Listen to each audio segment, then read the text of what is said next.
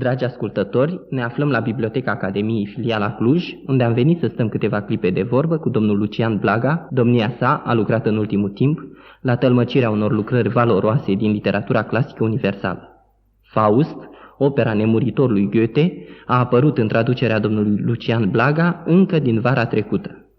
Maestre Blaga, ați fi așa de bun să ne spuneți câteva cuvinte despre tălmăcirea lui Faust și despre problema traducerilor la noi în țară? Foarte bucuros. Despre un traducător prin sufletul căruia a trecut pârjolul lui Faust, se poate presupune că are într-adevăr ceva de spus despre problema traducerii poeziei dintr-un grai într-altul și în general despre problema traducerilor în condițiile concrete ale literaturii noastre. O pasiune arzătoare pentru traduceri a existat cândva la noi, în perioada de formare a limbii literare moderne dinainte de Eminescu. Dar roade valabile n-au rămas din acea epocă. Mai târziu, pe timpul lui Alexandrii și Eminescu, poeții și-au închinat zelul aproape exclusiv creației originale. Un Coșbuc, un Iosif au tradus mult și onest, dar aceasta a fost prea puțin. Traducerile erau lăsate în grija diletanților. Așa s-a ajuns la situația deplorabilă că până de curând noi nu aveam decât vreo câteva traduceri de înaltă calitate.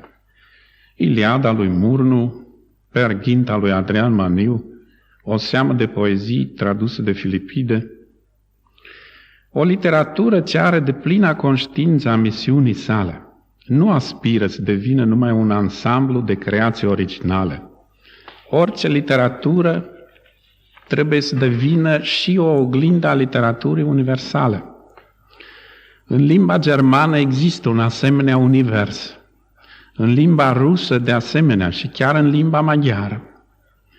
În literatura germană, uriași ai poeziei, precum Goethe, Hölderlin, George sau Rilke, și-au închinat o mare parte a activității lor tălmăcirilor.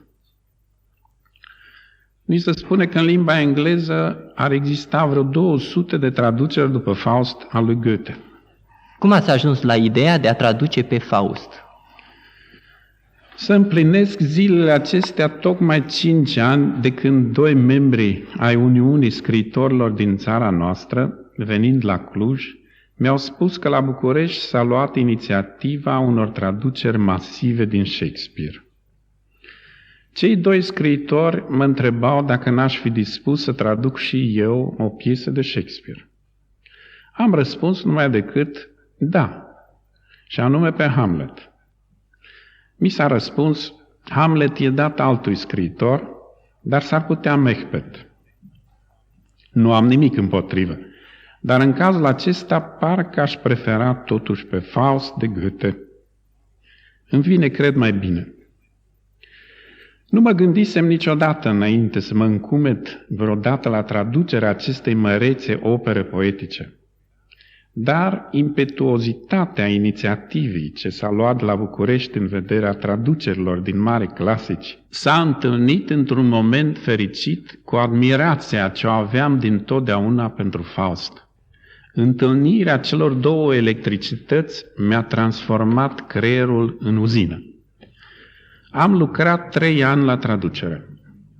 Problemele ce mi s-au pus în legătură cu această traducere erau de o diversitate deconcertantă. Dificultățile ce mă întâmpinau mi se păreau de multe ori de netrecut. Însăși multitudinea formelor poetice ce își dădeau întâlnire în această operă ca în arhitectura unei catedrale, la care s-ar fi lucrat sute de ani, cu schimburi de generații și cu suprapunere de stiluri, era descurajantă de multe ori, dar și un aprig stimulent în vederea lucrării ce doream să o duc la capăt. De la început mi-am dat seama că în transpunerea lui Faust trebuia să utilizez toate resursele limbii noastre literare curente. 2 mari izvoare îmi stăteau la îndemână. Graiul popular sublimat în limbă literară și neologismul. Mi-am propus să fac în traducerea mea după cerințe, uz atât de expresia neaușă, plastică, plină de iz și de atmosferă, de origine poporană, cât și de neologismele ce urcă treptele tuturor abstracțiunilor. Cât privește întrebuințarea cuvântului neauș, plastic sau de atmosferă, mi-am combătut singur o ambiție. Trebuia să înving ispita ce face încă atâtea victime printre scriitori de a recurge la cât mai multe cuvinte locale sau regionale. Am găsit că o asemenea aspirație trebuie retezată în fața lui Faust.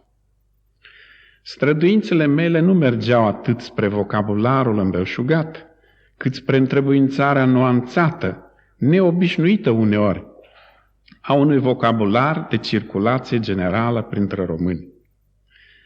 Ceea ce urmăream nu era cuvântul pitoresc, rar, a cărui semnificație trebuie căutată în dicționarul limbii, ci îmbinarea nouă de cuvinte care umblă în toată obștea românească. Foarte rar m-am abătut de la acest criteriu în traducerea lui Faust. Sunt nespus de puține cuvintele regionale sau locale pe care m-am văzut nevoit să le întrebuințez. Cine a mai tradus lucrarea? Traduceri au mai existat. Gorun a tradus partea primă, Soricu pe Faust în întregime. O altă traducere se datorește Laurei Dragomirescu. Mai sunt și alte traduceri. Trebuie să mărturisesc însă că traducerile existente nu mi-au fost de niciun folos pentru lucrarea mea, din diverse pricini asupra cărora nu vreau să stărui. În ce condiții ați lucrat? În condițiile pe care în parte le vedeți. Lucrez la Biblioteca Academiei, la filiala Cluj. În această calitate am avut timp să duc la capăt opera la care am lucrat cu o pasiune și cu o bucurie ca la o operă originală.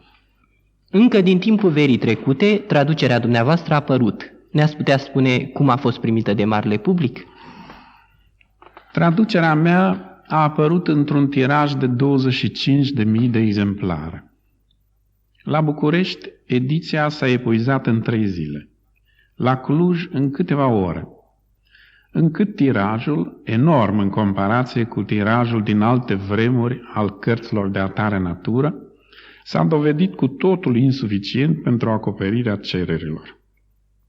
S-a dovedit cu aceasta odată mai mult că publicul nostru este astăzi însetat de literatura clasică într-o măsură cum nu a fost niciodată înainte. Încă o întrebare, maestre. La ce lucrați acum? Lucrez tot în sectorul traducerilor pentru editura de stat. Am terminat opere alese de Lessing, marele luminist german din secolul al XVIII-lea. Poemul dramatic Nathan Înțeleptul al acestui scriitor va apărea în traducerea mea peste câteva zile. Iar mai târziu vor apărea operele alese în care intră câteva piese de teatru, Laocoon, dramaturgia de la Hamburg și alte lucrări ale acestui clasic german. Tot pentru editura de stat am pregătit și pregătesc un volum de tălmăciri din lirica universală.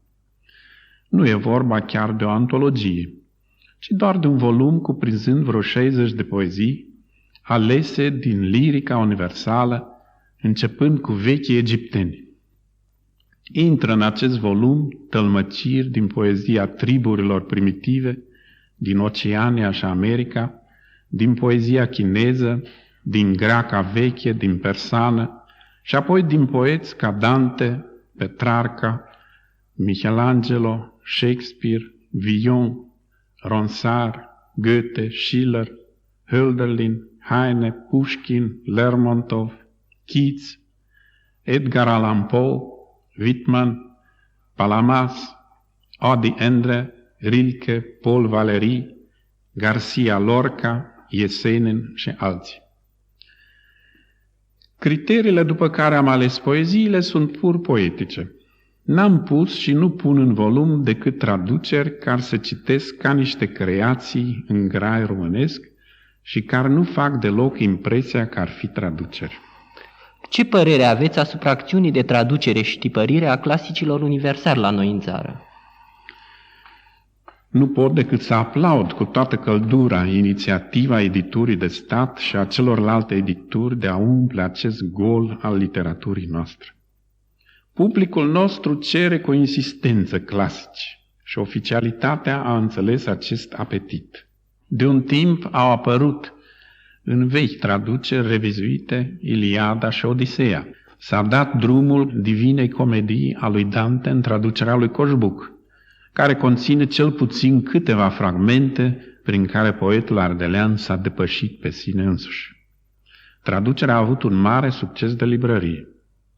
Au apărut și continuă să apară opere de Shakespeare, Goethe, Schiller, Molière, Balzac, Dickens și de atâția alți clasici universali.